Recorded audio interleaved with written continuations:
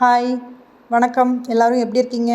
இன்றைக்கி நம்ம 3 வைரங்கள்னு சொல்லிட்டு ஒரு குட்டி கதையத்தை நம்ம பார்க்க போகிறோம். அதுக்கு முன்னாடி நம்ம ஸ்பான்சரை பற்றி நம்ம பார்த்துடலாம்.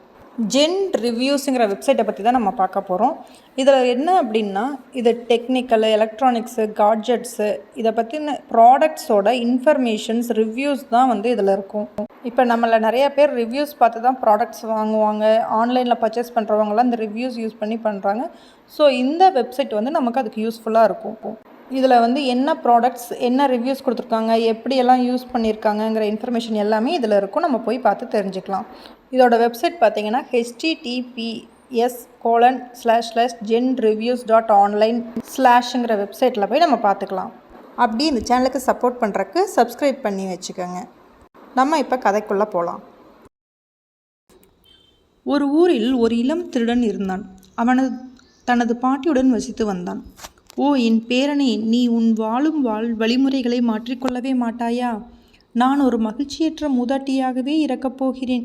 நீ குடிக்கிறாய், நீ சூதாடுகிறாய், நீ திருடுகிறாய், நீ பொய் சொல்கிறாய். நீ உன் வழிகளை மாற்றிக்கொள்ளவே மாட்டாயா என்று அவனிடம் கேட்டாள் பாட்டி.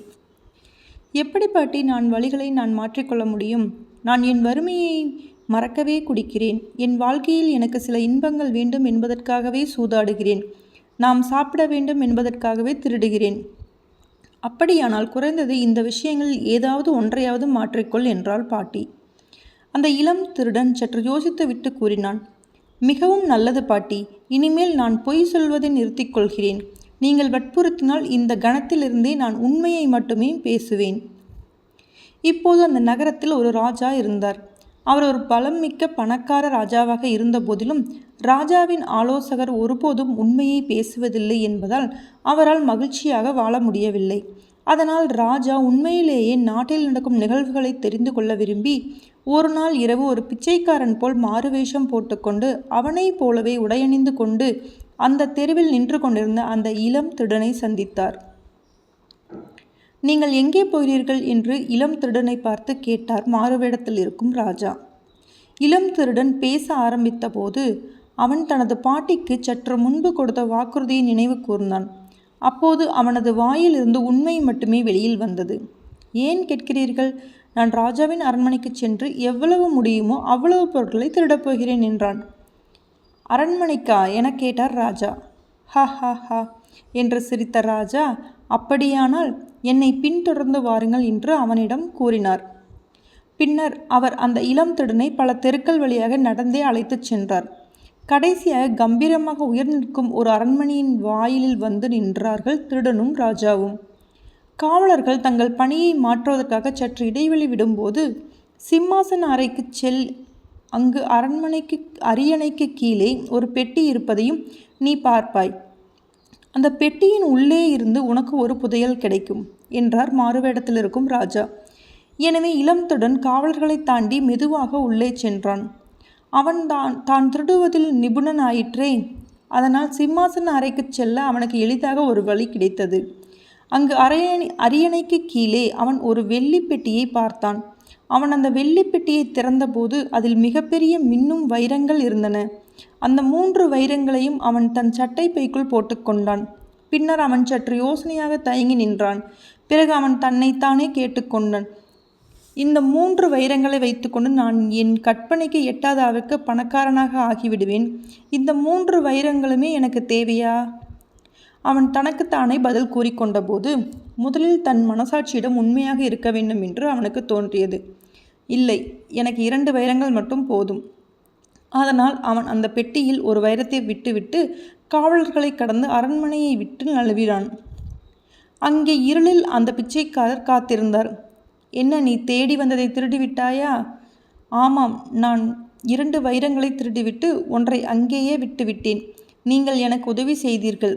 உங்களுக்கு என்ன வெகுமதி வேண்டும்? அப்போது அவன் தன் பாட்டிக்கு கொடுத்த வாக்குறுதியை நினைவு கூர்ந்தான்.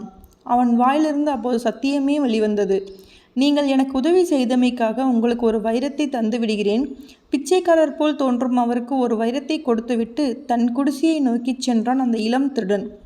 ராஜா அவனை பின்தொடர்ந்து போய் அவன் தன் பாட்டியின் எளிமையான சின்னஞ்சிறு குடிசைக்குள் நுழைவதை பார்த்தார். ராஜா இப்போது தன் மாறுவேடத்தை கழித்துவிட்டு அவரது அரண்மனைக்கு திரும்பினார். அடுத்த நாள் காலை அவர் தன் ஆலோசகருக்கு அழைப்பு விடுத்தார். இன்று இரவு அரண்மனையில் ஒரு திருட்டு நடைபெற்றுவிட்டது. உடனே அதை பற்றி விசாரித்து என்ன திருடப்பட்டது என்பதை கவனியுங்கள் என்று உத்தரவிட்டார். அதனால் ஆலோசகர் சிம்மாசன அறைக்கு நேரடியாக சென்றார். அவர் அந்த பெட்டியை வெளியே எடுத்து அதை திறந்து பார்த்தார். அதில் ஒரு வைரம் இருப்பதை கண்டனர். வித்தியாசமான நிகழ்வு. புதையல் திருடு போயிருக்கிறது. ஆனால் எல்லாமே திருடப்படவில்லை. அவர் சற்றும் முற்றும் பார்த்தார். ஹா ஹா ஹா என்று சிரித்தபடி ஆலோசகர் தனக்குள் கூறிக்கொண்டார். யாருக்கு இதெல்லாம் தெரிய போகிறது? அதனால் ஆலோசகர் தனது சொந்த சட்டை பைக்குள் அந்த ஒரு வைரத்தையும் ஒளித்து வைத்து கொண்டார். ஓ என் ராஜாவே, ஓ என் மன்னரே, பாருங்கள், நம் புதையல் திருடு போய்விட்டது. பெட்டி இப்போது காலியாக உள்ளது என்று கூறினார் ஆலோசகர். ஆம், பெட்டி காலியாகத்தான் உள்ளது என்றார் ராஜா. அப்படியானால் அந்த இளம் திருடன் வீட்டுக்கு காவலர்களை அனுப்புங்கள் என்று உத்தரவிட்டார் ராஜா. இளம் திருடன் அரண்மனைக்கு கொண்டு வரப்பட்டான். ஒரு தூக்கு மரம் அங்கு நின்று கொண்டிருந்தது. ஒரு தூக்கு கயிறும் அதில் தொங்கிக் கொண்டிருந்தது. ஏன் இப்படி செய்தாய் என்று திருடனிடம் கேட்டார் ஆலோசகர். நீ ராஜாவின் புதையலை திருடினாயா? அந்த 3 வைரங்களையும்? ஆம், நான் திருடினேன். இளம் திருடன் மிகவும் நேர்மையாக உண்மையை மட்டும் பேசினான். ஆனால் நான் 3 வைரங்களையும் திருடவில்லை. அதில் ஒரு வைரத்தை அந்த பெட்டியிலேயே விட்டுவிட்டேன். நான் 2 மட்டுமே திருடினேன். பொய்யன் என்றார் ஆலோசகர். 3 வைரங்கள் இருக்கும்போது எந்த திருடனாவது 2 வைரங்களை மட்டும் திருடுவானா? ஆம், அதுதான் உண்மை என்றான் அந்த இளம் திருடன். பின்னர் அந்த 2 வைரங்களையும் என்ன செய்தாய் என்று கேட்டார் ஆலோசகர். அவற்றை காட்டு என்றார். அதனால் இளம் திருடன் அவனது சட்டை பையில் கைவிட்டு ஒரே ஒரு வைரத்தை மட்டும் வெளியே எடுத்தான். ஏனென்றால் இன்னொரு வைரத்தை எனக்கு உதவி ஒரு பிச்சைக்காரனுக்கு கொடுத்து விட்டேன் என்றான் அவன். பொய்யன் என்றார் ஆலோசகர். எந்த திருடன்தான் நான் திருடினவற்றை மற்றவர்களுடன் பகிர்ந்து கொள்வானாம்? ஆம், இப்போது அங்கு பேச ஆரம்பித்தது யார் தெரியுமா? தன் கம்பீரமான உடையில் அங்கு வீற்றிருந்த ராஜா தான். அவர் சொன்னார்.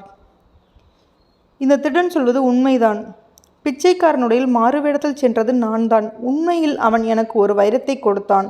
ஆனால் மற்றொரு வைரம் எங்கிருக்கிறது என்று பார்ப்போம். காவலர்களை, என் ஆலோசகர்களின் சட்டைப்பையில் இந்த இன்னொரு வைரத்தை தேடுங்கள். அதனால் ஆலோசகர் மறுத்த போதிலும் அவரது சட்டை பைகளில் தேடி மற்றொரு வைரத்தை காவலர்கள் கண்டுபிடித்தனர். இப்போது அரண்மனைக்கு முன் கூடியிருந்த அனைத்து மக்களிடம் மரண தண்டனைக்கு சாட்சியாக அங்கே இருந்தவர்களிடமும் ராஜா கூறினார். இப்போது என்னை ஏமாற்றிய இந்த ஆலோசகரை நான் நம்பியிருந்த இந்த மனிதனை என்ன செய்யலாம்? மக்கள் பார்த்தார்கள். அவற்றை தான் நீங்கள் முதலில் தூக்கில் போட வேண்டும், இளம் திருடனை அல்ல என்று அவர்கள் குரல் கொடுத்தனர். உண்மையில் அதுதான் சரி என்றார் ராஜா. ஆலோசகரை தூக்கு மேடை கழுத்துச் சென்றனர். அவரது கழுத்தில் கயிறு கட்டப்பட்டு அவர் இறக்க தயாராக இருந்தார். உண்மை பேசும் இந்த இளம் திருடனை என்ன செய்யலாம் என்று மக்களிடம் கேட்டார் ராஜா. என்ன இப்படி கேட்கிறீர்கள் என்ற மக்கள், இனி அவனை உங்கள் புதிய ஆலோசகராக ஆக்கிவிடுங்கள் என்றனர். ஹ ஹ என்று சிரித்த ராஜா, அது அப்படியே ஆகட்டுமாக என்றார். இவ்வாறாக அந்த இளம் திருடன் ராஜாவின் ஆலோசகராக ஆகிவிட்டான். ஆனால் கதை இத்துடன் முடியவில்லை. அந்த ராஜாவுக்கு தனது முதல் ஆலோசனையாக அந்த இளம் திருடன் சொன்னது என்னவென்றால், தூக்கு மேடை மீது நிற்கும் அந்த மனிதனை பாருங்கள். அவர் ஒரு தவறு செய்துவிட்டார். நானும் பல தவறுகளை செய்துள்ளேன். இப்போது நான் உங்கள் ஆலோசகராக இருக்கிறேன். என் வாழ்க்கை இனிமேல் மாறிவிடும். இனிமேல் நான் என் வறுமையை மறப்பதற்காக குடிக்க மாட்டேன். நான் இனியும் ஏழையாக இருக்க மாட்டேன். இனியும் நான் சூதாட வேண்டிய அவசியமில்லை. இப்போதிலிருந்து என் வேலை தேசத்தின் நலனுக்காக, நல்ல ஆலோசனைகளை கூறுவதற்காக மட்டுமே இருக்கும். நான் பணக்காரன் ஆகப் போகிறேன் என்பதால் நான் இனி திருடப்போவதில்லை. நான் உண்மையான ஆலோசனையை மட்டுமே நிச்சயம் சொல்வேன்.